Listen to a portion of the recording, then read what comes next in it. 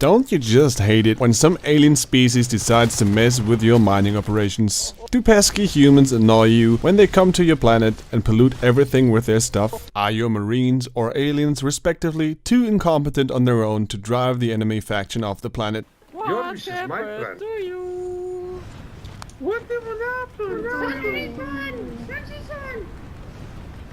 Hi, my name is Antilumpa, and I'm going to show you how to use psychology to be an effective leader both in-game and in real life. Hold on. Before we start, I've recently hit 100 subscribers, which is pretty awesome, and because of that, I'm gonna have a little announcement at the end of the video, so stick with me if you care for that. Before we dive into it, let's look at Natural Selection 2.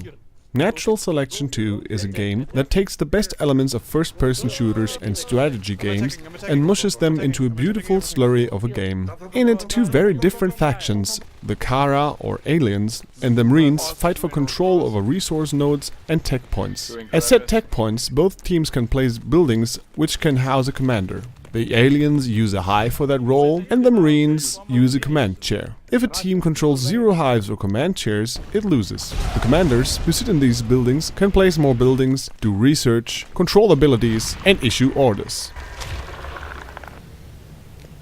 Because most teams are shuffled together randomly and couldn't find their way out of the wet paper bag, in most cases they rely on a good leader to coordinate them. Sometimes one of the soldiers on the field takes up the leadership role. The mechanics behind this phenomenon, known as informal leadership, are very interesting, and I'll touch upon that in another video. Normally, it's the commander's job to coordinate his team's efforts and lead them to victory. In Natural Selection 2, a well-coordinated team will most likely beat any uncoordinated team. I have chosen Natural Selection 2 because the hierarchy in it is a given, making it easier to show the effect of leadership clearly and easily. For the same reasons, a lot of leadership research is conducted in military settings. Let me get into it though. The rest of the video is going to be split in 2 parts. In the first part, I will describe established leadership styles, and in the second part, I'll put them to the test and evaluate them in practice. Without further ado, I'ma dive headfirst into the archetypical leadership styles defined by Daniel Goleman in his article Leadership That Gets Results from 2000. These styles include authoritarian, paternalistic, democratic, laissez-faire, transactional, and transformational leadership. The first leadership style I'll tell you about is authoritarian leadership. Authoritarian leaders emphasize a large power distance to their subordinates. Authoritarian leaders do not value participation. Instead, they make all the calls and control their subordinates to a minuscule level, thus making them incompatible with mission-type tactics. For authoritarian leaders, the goal comes first, their personnel comes second. In some cases, authoritarian leadership may even turn into abusive leadership, in which subordinates follow their leader out of fear of repercussions, often in the form of verbal or physical abuse. Now that kinda sounds bad, I know. Depending on your culture and the culture of your company or whatever body you're leading, authoritarian leadership does get results. There's a lot of studies done on this, and on the one hand we have the summarized meta-study by John Gastill in 1994, which shows that compared to democratic leadership, authoritarian leadership leads to a lot more productivity. On the other hand, Jiang et al. In 2017 showed that authoritarian leadership and high power distance can lead to a lot more deviant workplace behavior, which means behavior that contradicts the norms of the organization that employees work in. Another aspect you have to keep in mind is that to be an authoritarian leader, you have to be really tough and really hard on your people. You have to be impeccable. You have to be stronger and better than everyone in the room. You can never let your guard down, you can never have a private conversation with your subordinates, and they can never see you being weak. Otherwise, your aura of authority will fade away. To implement this style in game, I will make all the calls, be aggressive towards players who disagree with me, and completely dominate all forms of communication. That's gonna be interesting though. The second style I would like to describe is paternalistic leadership. Paternalistic leaders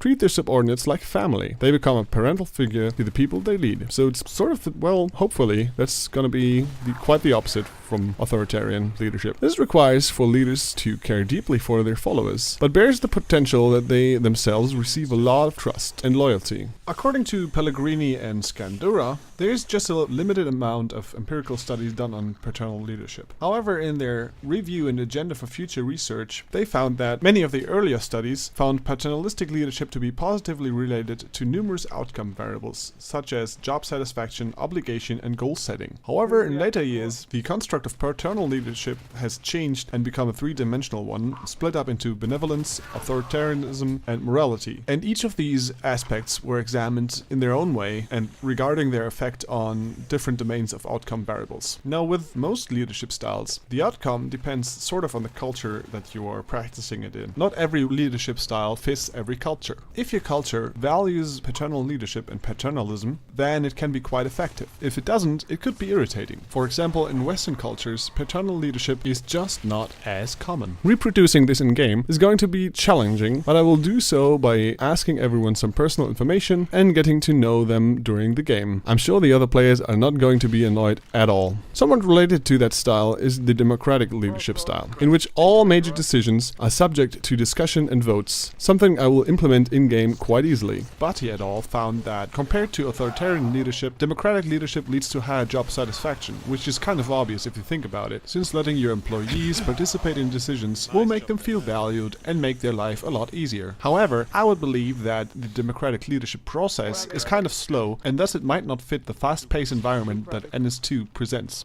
Laissez-faire is French for let them do it, and is just as relaxing as it sounds. Laissez-faire leaders don't interfere with their subordinates at all. There is a modified version of it named management by exception, which implies only acting as a leader when things go terribly wrong, so like all the time in natural selection too. In-game, I will implement this laissez-faire style through zero communication to my team. I'll just build stuff. As you'd expect, laissez-faire doesn't yield any positive results in terms of either productivity or work satisfaction. Side effects include stress at work, conflicts between roles and people, role ambiguity, conflicts with coworkers, bullying at work, and many, many more. Hooray for laissez-faire leadership! The only positive aspect, obviously, of it is that as a leader, you can lean back and just, let things run their course. On the other hand, you're probably not gonna achieve your goals with this, and your people are gonna be kinda distressed with it, so I would advise not to use it. But we'll see how that turns out in NS2, in part 2 of this video. However, let's get to the gold standard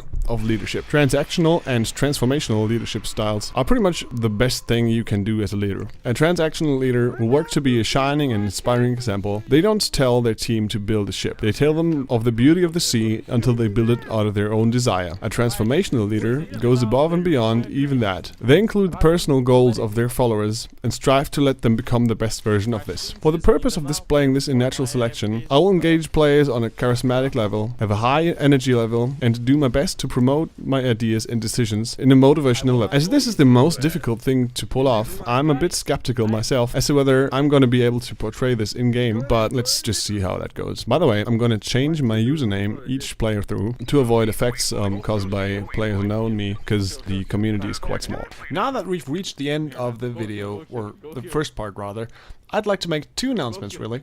First one is, I've reached 100 subscribers recently, and my wife, who never plays video games really, said that if I reached 1,000 subscribers, she would play a video game of my choosing on live stream, which could be quite hilarious, because obviously she's not used to it. The other announcement is, I have a Discord now, and I'm setting up some stuff, because I want to do experiments in games like Rust or Space Engineers that would obviously never get by any ethics commission in real life, and I need people to help me with that. So if that sounds like something you want to do, or if you generally just want to hang out, or discuss videos, or psychology, or games, or do some memes, or whatever people do on Discord, check the link below. Other than that, all I can say is please subscribe and hit the bell icon, because video number 2, or the second part of this video, is going to come out pretty soon. And if you don't want to miss that, you might want to follow me also on Twitter, because I'm going to announce it there. And yeah, that's it for today. Have a great day and a great week, and look for part 2 of this soon.